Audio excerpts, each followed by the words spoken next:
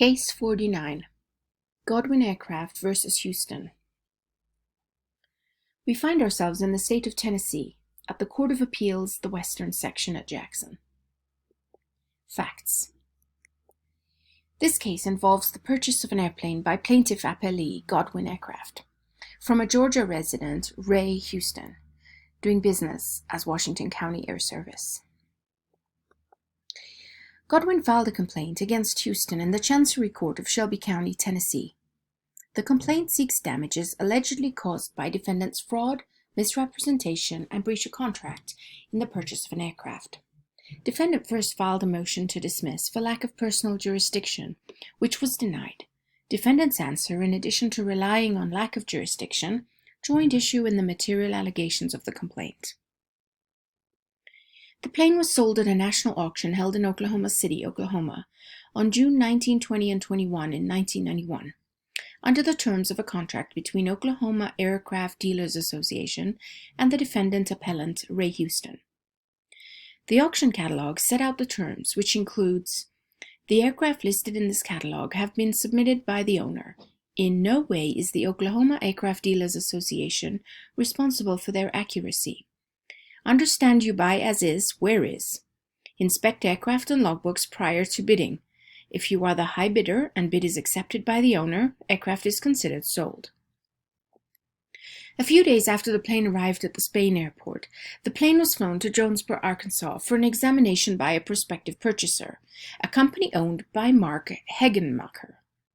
Hegenmacher had the plane inspected by Dale Sharp, an A&P mechanic with 22 years' experience. After a preliminary inspection by Sharp, the plane was returned to Godwin at the Spain airport. After the plane was returned, Godwin learned that Sharp's preliminary inspection indicated that several airworthiness directives issued by the FAA had not been complied with, such as inspection of turbochargers, inspection of exhaust system, inspection of fuel cells, inspection of hoses in the engine compartment, and inspection of the heater. In addition, the preliminary report also noted inoperable flaps. A subsequent and more detailed inspection by Wallace and Mitchell revealed that the aircraft was not airworthy at the time of auction. There was no flap motor and transmission in the airplane, evidence of disregard of an AD concerning cracks in the engine casing, where repairs were attempted instead of required replacement. Parts of the turbocharger and exhaust system were cracked and missing. Exhaust gases had scarred the left engine support beam, which could cause the engine to fail. Plaintiff Godwin sued for damages caused by Houston's fraud, misrepresentation, and breach of contract in the purchase of an aircraft. After a bench trial, the Chancellor awarded plaintiff compensatory damages in the amount of $41,171.88 and punitive damages in the amount of $10,375. Defendant has appealed. So what's the issue? Whether the Chancellor erred in holding that the court has personal jurisdiction over the defendant, whether the trial court erred in finding that the defendant made fraudulent misrepresentations in the sale of the aircraft, and whether the as is where is disclaimer and Godwin's opportunity to inspect the aircraft prior to the sale should relieve the seller of liability for the misrepresentation that the aircraft was airworthy. Holding. The judgment of the trial court is affirmed, and this case is remanded to the trial court for such further proceedings as may be necessary. Reasoning. The trial court correctly held that the court had jurisdiction over defendant Houston. The findings of the trial court come to us with a presumption of correctness, and from our examination of this record, we cannot say that the evidence preponderates against the trial court's finding that defendant made material misrepresentations in the sale of this aircraft.